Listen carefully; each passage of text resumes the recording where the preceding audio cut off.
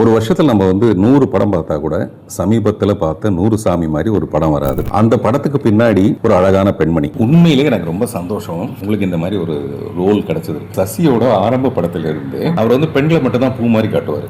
அதனாலதான் ஒரு பூன்ற ஒரு படத்துல பார்வதி இன்ட்ரோடியூஸ் பண்ணாங்க. அங்க இருந்து இதுல இருக்கிறதுலயே ரொம்ப கஷ்டமான ஒரு கதாபாத்திரம் இப்ப நீங்க எடுத்து பண்ணிருக்கிறது. மேக்கப் இல்லாம அல்லது மேக்கப் குறைச்சிட்டு இவ்வளவு அழகை கொஞ்சம் பாதியா டிஸ்கவுண்ட் பண்ணிட்டு இல்ல ஆடி மாசம் இது ஆடி தள்ளுபடிக்காக ஒரு 50% அழகை தள்ளுபடி பண்ணி நம்ம ஊரை பொறுத்த வரைக்கும் பெண்கள் இவ்வளவுக்குள்ளதான் அடங்கி இருக்கணும்னு ஒரு பெரிய கட்டாயம் ஒண்ணு இருக்கு. அதை இந்த படத்துல ஹேண்டில் பண்ணும்போது எனக்கு முக்கியமா இந்த படம் பார்க்கறது ஒண்ணு சசி, எனக்கு அவர் மேல இருக்கிற ஒரு விஷயம். அதே மாதிரி விஜய் ஆண்டனி அவருடைய தொடர் போராட்டங்கள், தொடர்ந்து சினிமாவில் இருக்கிறதுக்கான முயற்சிகளை அவர் என்னெல்லாம் பண்ணிட்டு இருக்காரு.